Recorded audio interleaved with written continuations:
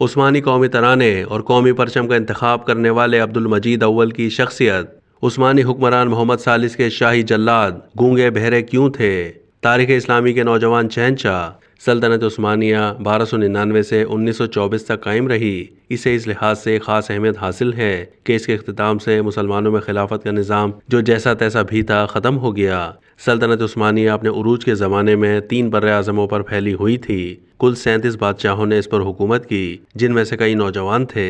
ان میں محمد اول جلبی بھی شامل ہیں، جنہیں سلطنت عثمانیہ کا دوسرا بانی قرار دیا جاتا ہے کہ ان کے والد بایزید اول کو جنگ انقرہ میں امیر تیمور نے پکڑ لیا تھا اور اس کے بعد سلطنت عثمانیہ ٹکڑے ٹکڑے ہو گئی تھی، جسے محمد اول نے متحد کیا۔ وہ انتقال کے وقت 40 سال کے تھے اور انہوں نے 8 سال حکومت کی۔ 49 سال کی عمر پانے والے سلطان محمد فاتح کا بھی ذکر ضروری ہے، جو سلطنت عثمانیہ کے 7ویں سلطان تھے۔ انہوں نے محض 21 سال کی عمر میں قسطنطنیہ یعنی استنبول فتح کر کے عیسائیوں کی بازنطینی سلطنت کا ہمیشہ کے لیے خاتمہ کر دیا۔ اسی طرح سلیم یاورز یعنی سلیم اول بھی اہم ہیں، جنہوں نے شام، فلسطین اور مصر کو عثمانی سلطنت کا حصہ بنایا، جس کے بعد مکہ مکرمہ اور مدینہ منورہ جیسے مقدس شہروں کی خدمت کا بھی انہیں موقع ملا۔ اسی فتح کے بعد قاہرہ کا آخری عباسی حکمران المتوکل ثالث خلافت سے دستبردار ہوا اور یوں خلافت عباسی خاندان سے عثمانی خاندان کو منتقل ہو گئی۔ اس نے ایک جنگ میں اسماعیل صفوی کو شکست دے کر اس کے دارالحکومت تبریز پر بھی قبضہ کر لیا تھا،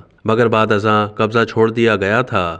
سلیم یاورز نے 50 سال کی عمر پائی۔ عثمانی حکمران محمد ثالث 37 سال زندہ رہے اور اس دوران بغاوت کے خوف سے اپنے 19 بھائی اور 20 بہنیں قتل کیں۔ کہا جاتا ہے کہ اس کے شاہی جلاد گونگے اور بہرے تھے تاکہ وفادار رہیں۔ ایک اور حکمران احمد اول نے محض 27 سال کی عمر پائی، مگر اسے استنبول کی سلطان احمد مسجد کے باعث یاد کیا جاتا ہے، جو نیلی مسجد بھی کہلاتی ہے۔ مراد رابع 11 سال کی عمر میں تخت پر بیٹھا اور 28 سال زندہ رہا۔ اس دوران اس کی والدہ ہی حکومت چلاتی رہیں۔ عبد المجید اول نے صرف 38 سال کی عمر پائی، لیکن انہوں نے اس دوران بہت سی اصلاحات متعارف کروائیں۔ پہلے عثمانی کاغذی نوٹوں کا اجرا، عثمانی قومی ترانے اور قومی پرچم کا انتخاب انہوں نے ہی کیا، نیز روایتی پگڑی کی جگہ فاس یعنی ترکی ٹوپی کا رواج عام کیا۔